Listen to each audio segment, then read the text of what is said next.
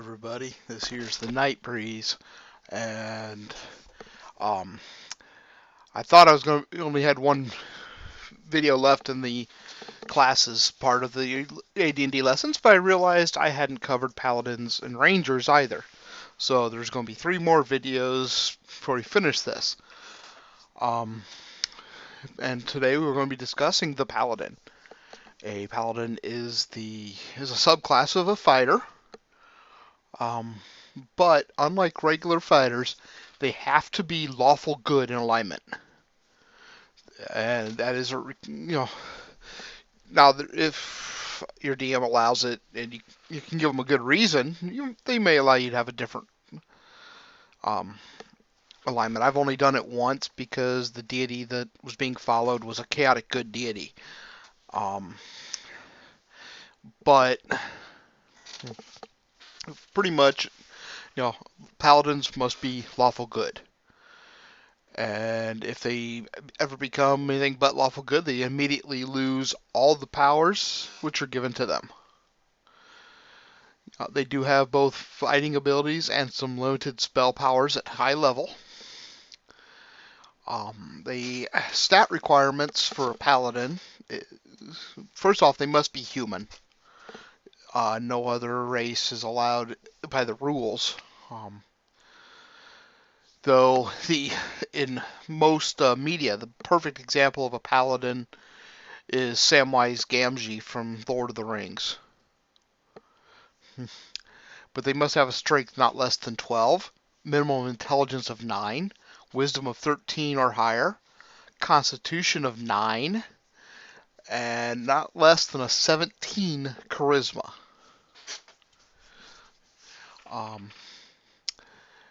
If both their strength and wisdom are above a 15, then they do get a 10% bonus to the experience points.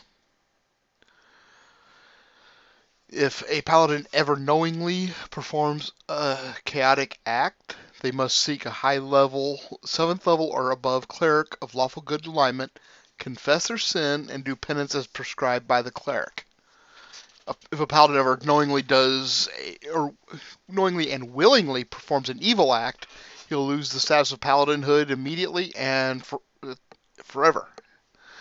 All the benefits are lost, and nothing can restore the character to paladinhood. He's ever after just a fighter.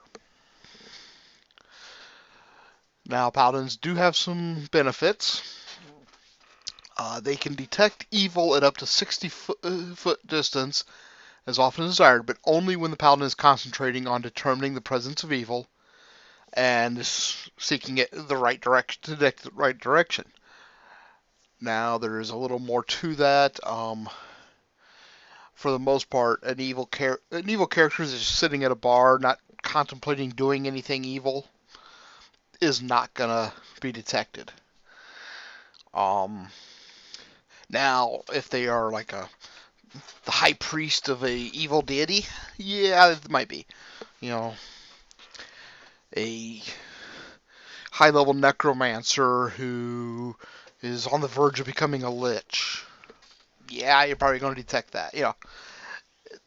But just normal person with a evil alignment, just sitting there, not contemplating doing anything, it's not really going to detect those.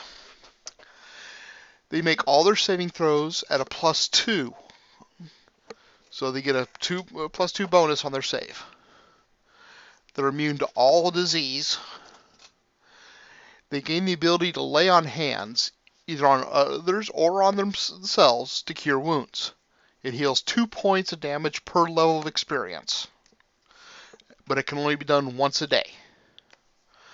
They gain the ability to cure disease of any sort. It can only be done once per week for every 5 levels of experience the paladin has attained. So at level 1 through level 5, they can only do it once, so on and so forth. And they have a protect from evil that's a 1 foot a radius around the paladin. So they're protected against evil. Same as the spell. Um, Furthermore, at third level, the paladin gains the power to turn undead, just like a first level cleric, and it starts progressing from there. So at fourth level, they turn as a second level cleric, so on and so forth. At fourth level or any time thereafter, paladin may call on for a warhorse. Creature will be an intelligent, heavy warhorse with a 5 plus 5 hit die. So 5d8 plus 5 hit points. It's AC 5 and has the speed of a medium warhorse. It'll magically appear, but only one such animal is available every 10 years. So if the first one dies, well, it's going to have to wait 10 years.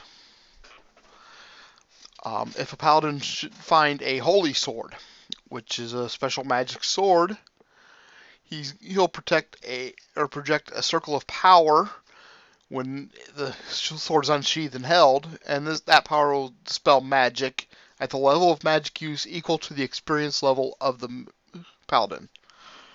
So you're going to, a 10th level paladin is going to detect or to dispel magic as a 10th level mage. At 9th level, and through 20th level, they gain some clerical spells. They can't use any scrolls except the ones normally usable by fighters. Now, all these benefits come with some restrictions. They can never retain more than 10 magic items and may never exceed 1 suit of armor, 1 shield, 4 weapons, and 4 other magic items.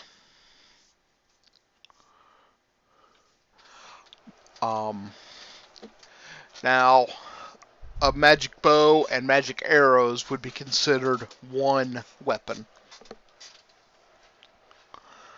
Okay. They can never retain wealth. They only keep sufficient treasure to support themselves in a modest manner, pay their henchmen, men-at-arms, and servants, and to construct or maintain a small castle. Your DM will give you the information on that when it becomes necessary. The excess is given away, and an immediate tithe of 10% of all income, be it treasure, wages, or whatever, must be given to whatever charitable religious institution, not a cleric player character, of lawful good alignment the paladin selects, which will usually be the church of whatever faith he follows. Paladins will have henchmen of lawful good alignment and none other. They'll only associate with characters and creatures of good alignment. Paladins can join a company of adventurers which contains non-evil neutrals on a single expedition basis, and only if some end which will further the cause of lawful good is proposed. If possible, paladins will take service or form an alliance with lawful good characters, whether players or not, who are clerics or fighters of noble status. Now, a cleric will never knowingly be in a party with an evil character. I say knowingly because if the alignments of characters are hid, isn't disclosed, and he doesn't find out that a character's evil, well, that's a different story. They do not attract men-at-arms as regular fighters either. So,